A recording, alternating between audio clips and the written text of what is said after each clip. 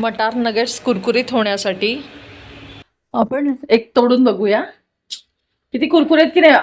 करतानाच असा आवाज आला आणि आतमध्ये पण पूर्णपणे कुसकुशीत झालेले आहेत. आज आपण मटर नगेट्स बनवणार आहोत. मटर नगेट्स मुलांना फार आवडतात. फ्रेंच फ्राईज पण खाण्याचे विसरून जातील, इतके छान कुरकुरीत बनतात.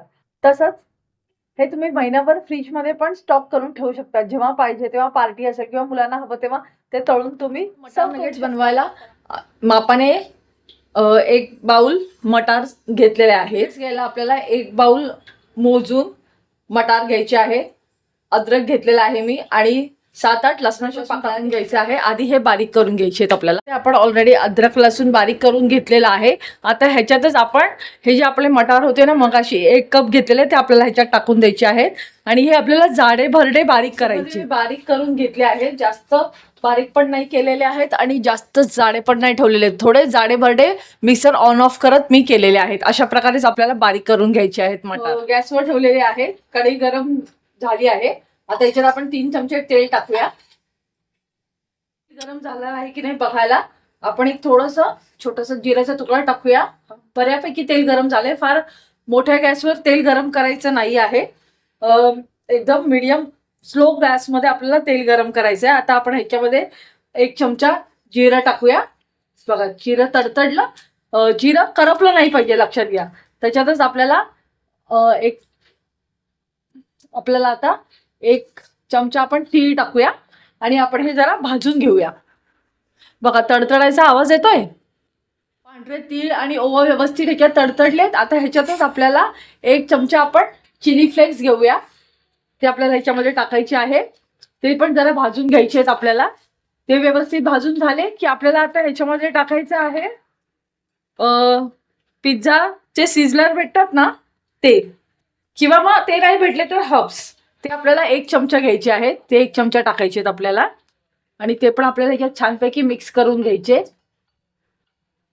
एक मस्तसा स्मेल येतो आहे पांढऱ्या तिळांचा. आणि आता आपण सिझलर टाकला आणि लाल मिरची टाकली ना, जी छोटी छोटी होती चिली फ्लेक्स, ते वटाणे मग असे जाडे भरडे आपण मिक्सरला केलेले ना ते टाकायचे आहे.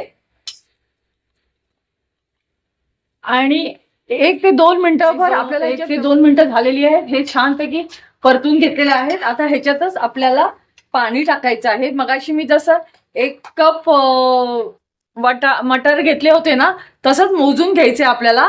ते 1 कप बरोबर झालं. हे पाणी टाकलं मी ह्याच्यात आणि पुन्हा पाव कप, अर्धा कप नाही हा, पुन्हा हे बघा पाव कप एवढं आपल्याला ह्याच्यात पाणी टाकायचंय आणि व्यवस्थित ह्याला मिक्स करून घ्यायचं आहे. ह्याला चांगली एक उकळी येऊन द्यायची आपल्याला. ह्याला व्यवस्थित आता उकळी आलेली आहे. आता ह्याच्यातच आपल्याला मगाशी आपण जे बाउलने 1 कप बाउल हे घेतलेला वटाणा, तेवढंच 1 कप आपल्याला आता रवा घेऊन ह्याच्यात मिक्स करायचं आहे आणि ह्याच्यात मीठ टाकायचंय चवीपुरतं आणि हे पूर्ण एकत्र मिक्स करून घ्यायचंय आपल्याला. 2 मिनिटंभर आपण ह्याला व्यवस्थित ह्याच्यात मिक्स करून दिलेला आहे आणि जरा पण गुठळ्या नाही होऊन दिलेल्या आहेत. आणि हा एकदम बारीक रवा होता त्याच्यामुळे व्यवस्थित फुलला पण आहे. आता आपल्याला गॅस बंद करून हे थंड करून घ्यायचं आहे. अशा प्रकारे हा आपला झाला पाहिजे. हा असा एकदम गुठळा नाही झाला पाहिजे आणि मग आपल्याला गॅस बंद करून घ्यायचा आहे. आता हा एकजीव झालेला आहे रवा आणि वटाणा आणि सगळे मसाले. आता आपण हे मिश्रण एका बाउलमध्ये काढून घेतलेलं आहे. हे बघा पूर्ण एकजीव झालेला आहे आणि हातालाही काही चिकटत नाहीये है ना, म्हणजे व्यवस्थित रवा पण शिजलेला आहे आणि वटाणा पण. आता आपण ह्याच्यात एक शिजलेला बटाटा घेऊया आणि तो आपण किसून टाकूया. म्हणजे ह्याला एक छान बाउंडिंग पण येतं आणि चवीला पण बटाट्यामुळे खूप छान लागते ही मटन नट्स. आता आपण ह्याला मिक्स करून घेऊया ह्याच्यामध्ये. बघा आता हे किती व्यवस्थित मळून झालेलं आहे पाहिजे आणि ह्याच्यात बघा हातालाही काही चिकटत नाही आहे. तर आता आपण नगेट्स बनवायला सुरू करूया. आता आपण मटार नगेट्स बनवूया. त्याच्या आधी मी बोटांना 1 थेंबभर तेल लावून घेतलेलं आहे आणि आता बघा मटार नगेट्स बनवायला आपण आकार लांबट मी घेतलेला आहे मटार नगेट्सचा. तुम्हाला पाहिजे तर तुम्ही गोल कटलेटच्या आकाराचे पण घेऊ शकतात. हे बघा किती व्यवस्थित तयार झालेत की नाही. हे एवढे व्यवस्थित कशामुळे झाले, कारण की पाण्याचं प्रमाण जे आपण शिजवताना घेतलेलं ना ते परफेक्ट घेतलेलं होतं. तर तुम्ही पण मी जेवढं सांगितलंय ना पाण्याचं प्रमाण तेच प्रमाण घ्या तुम्ही. आणि रवा पण व्यवस्थित शिजतो त्या प्रमाणामध्ये आणि मटार पण. तर अशा प्रकारे आपण मटार नगेट्स सगळे बनवून घेऊया. आपले मटार नगेट्स तयार झालेले आहे. केवढे सारे झालेले आहेत की नाही, फक्त 1 वाटी रवा आणि 1 वाटी मटार एवढ्यामध्येच. एका बाउलमध्ये 1 चमचा कॉर्नफ्लॉवर टाकून घेऊया आणि त्याच्यातच कॉर्नफ्लॉवर पूर्ण मिक्स करून घ्यायचं आहे बाउलमध्ये आणि त्याच्यावरच आपण हे नगेट्स टाकून घेऊया मटारचे आणि ह्यांना व्यवस्थित घोळवून घेऊया. का, कारण की हे तेलाला चिकटू नये म्हणून, कारण थोडेसे ओलसर असले तर, म्हणून आपण हे असे व्यवस्थित घोळून घ्यायचे बघा. म्हणजे हे तेलाला पण चिकटत नाही आणि हे कुरकुरीत पण बनतात. व्यवस्थित झाले बघा, किती लगेच झाले की नाही. 1 चमचा कॉर्नफ्लॉवर बस झालंय. तेल गरम करून घेतलं आहे, मध्यम गॅसवर थोडं गरम केलं आणि मग आपण एकदम लहान गॅस केलेला आहे. आता आपण एक दाणा टाकून बघूया. फार गरम पण नाही पाहिजे कडकडीत आणि फार गार असं पण नाही पाहिजे. हे बघा, ह्याच्यात दाणा टाकल्यावर ना बघा, हा हळूहळू दाणा जसा वर आला ना की समजायचं की हे योग्य तेल आहे. एकदम खचकन पटकन वर आलं ना की समजायचं की तेल फार कडकडीत गरम आहे. तर आता ह्याच्यामध्ये आपण नगेट्स टाकू शकतो आपले. हे बघा, व्यवस्थित एक एक हळूहळू करून नगेट्स टाका तुम्ही. हे व्यवस्थित गरम आहे, जास्तही गरम नाही आहे आणि फार एकदम कमी कोमट थंड असं नाही आहे. जेवढे बसतील तेवढे टाका. आणि मी खोलगट तळाची कढई घेतली आहे, म्हणजे व्यवस्थित आतमध्ये जातात ते. आता आपण हे हळूहळू तळून लक्षात ठेवायचंय, जेव्हा आपण एकदा तळायला सोडतो तर तिथे 1-2 मिनिटंभर आपल्याला थांबायचे आहेत. लगेच त्यांना एका बाजूने दुसऱ्या बाजूला तळून नाही काढायचे, नाहीतर ते तुटून जाण्याची पण शक्यता असते. तर 1-2 मिनिटभर आपल्याला थांबायचं. 2 मिनिटाचा कालावधी झालेला आहे बघा. एका साईडने किती व्यवस्थित तळले गेले की ना. आता आपण हे दुसऱ्या साईडला मिक्स करूया. आता आपल्याला अजून ह्याला थोडेसे तळून द्यायचे आहेत.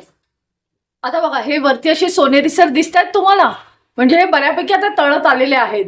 आता आपण ह्यांना एकदा मिक्स करून बघू शकतो. तर बघा, आता जिथे जिथे तुम्हाला हे असे वाटतात ना कच्चे आहेत किंवा तळलेले नाहीयेत, त्या साईडला आपण ह्याला तळू शकतो. आता बऱ्यापैकी तुम्ही ह्याला एकत्र मटन नट्सला मिक्स केले तरी काही प्रॉब्लेम नाहीये, कारण की आता हे तळून होत आलेले आहेत. फार मोठ्या गॅसवर पण तळायचे नाहीये, लक्षात घ्या, कारण की नाहीतर मग ते मऊ होऊन जातात.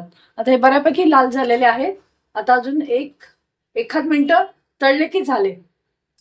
हे बघा, हे पूर्णपणे आता तळून झालेले आहे बघा. ह्यांचा रंग पूर्ण सोनेरी आलेला आहे की नाही.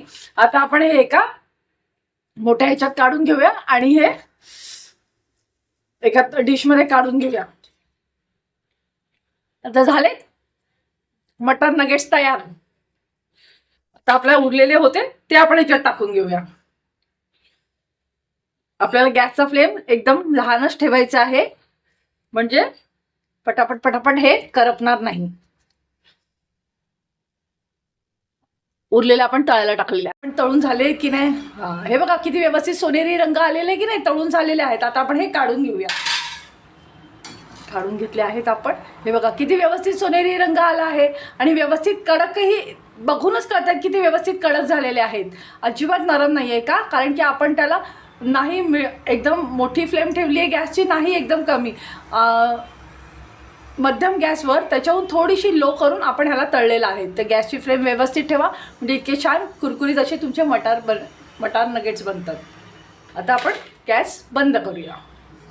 आपले मटार नगेट्स तयार झालेले आहेत. आपण एक कट करून बघूया कसे झालेले आहेत. बघा, किती व्यवस्थित झालेले आहेत, कुरकुरीत पण झालेत आणि आतमध्ये बघा सारण पण किती व्यवस्थित झालेलं आहे की नाही. आणि हे खायला पण खूप छान लागणार आहेत आणि एकदम कुरकुरीत असे झालेले आहेत. हे बघा,